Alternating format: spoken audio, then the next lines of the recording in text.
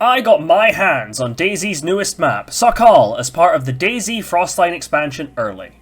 At this point, I've been playing on it for around the past 2 weeks, and I felt like I'd compile a review of sorts.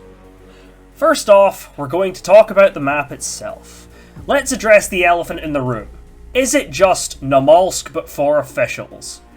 While it's hard to deny that they're similar experiences, looking at the aesthetics of it and the winter experience, and of course minus some of the weirder stuff you'll see on Namalsk, Sakal does feel very distinct. Namalsk is bitterly cold, and it's very clear the map is based in the Arctic Circle.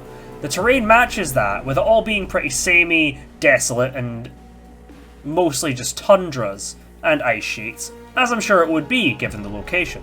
Sakal has quite a varied set of biomes on offer, however. Of course it has some of those harsh tundras Namalsk has, but intermingled with snowy rocky mountain peaks, the volcano, the hot springs, not to mention the multiple land masses, some of which you can only get to if you go by boat or swim, which I wouldn't recommend, by the way.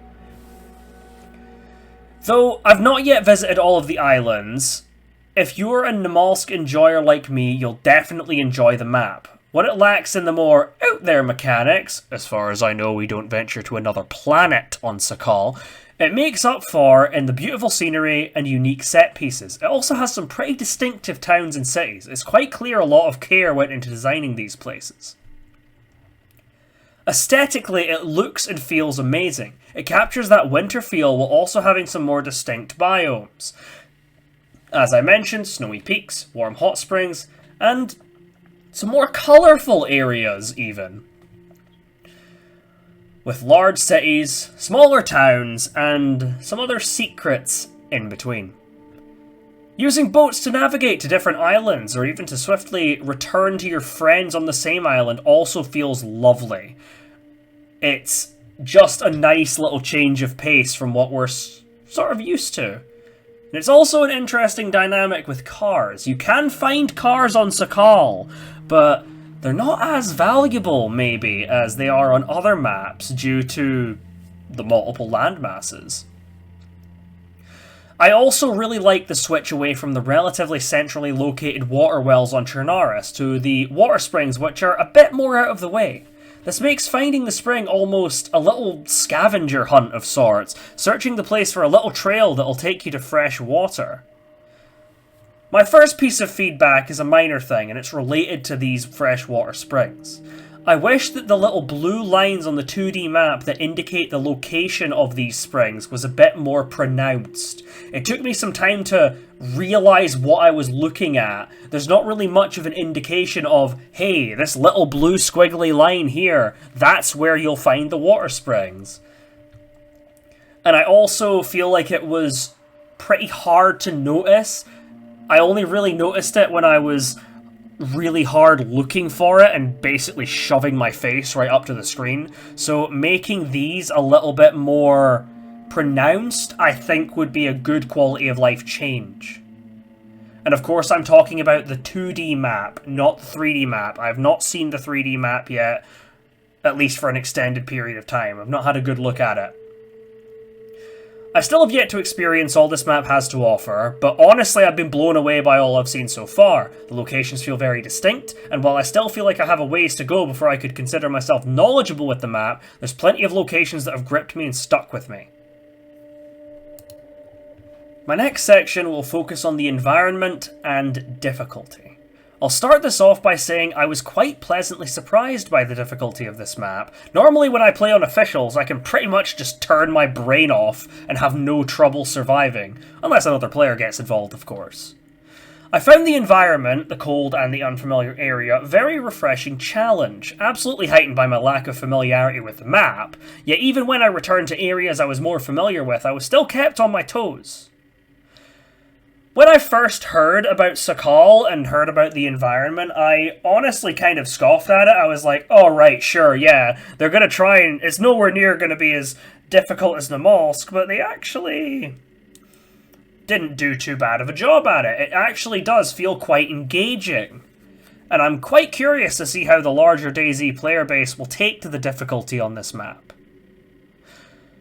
One negative I felt, however, was that it felt like no matter how warm my clothing was, I would always have to stop, make a fire, and get a heat buff before continuing.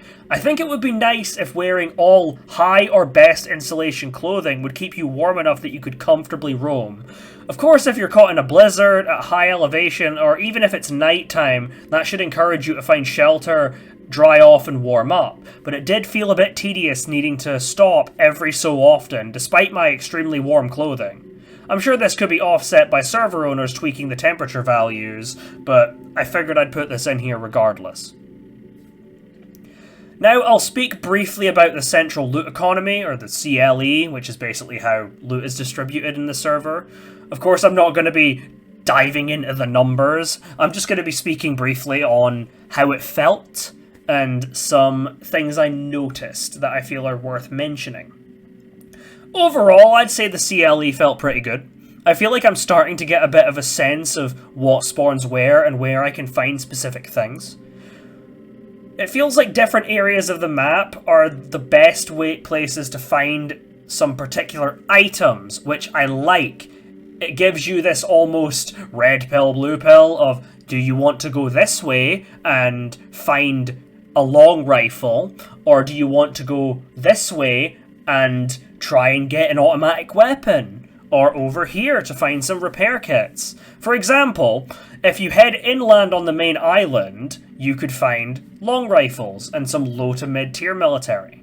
If you are able to brave the swim, jump on a boat, or brave the very narrow little land bridge, then you can go onto one of the outlying land masses to a large military base to find some mid to high tier military.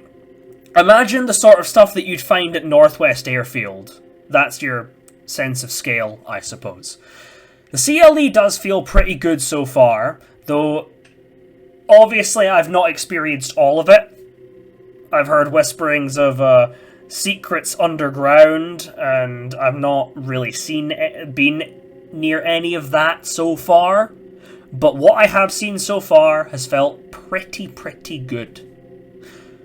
That's honestly about all I have for this so far. I'm recording this at midnight, or thereabouts, on the 14th of October, so it's not long until the DLC's in your hands.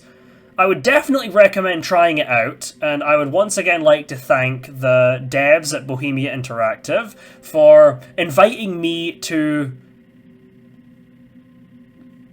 play this, really, to have early access to this DLC. It's my first time having some sort of an experience like that, and it's one that I'm quite grateful for.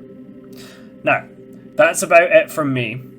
This is about all the feedback I could think to compile. I'd like to get this out before the DLC releases, for obvious reasons, to help you make a more informed decision on whether you want to buy this or not.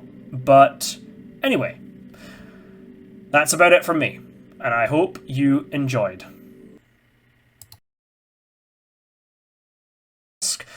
Sakal does feel very extinct. Great. I found the environment, the cold and the unfamiliar area, a very refreshing challenge. Absolutely heightened by my lack of familiarity with This section will focus on the environment and the difficulty.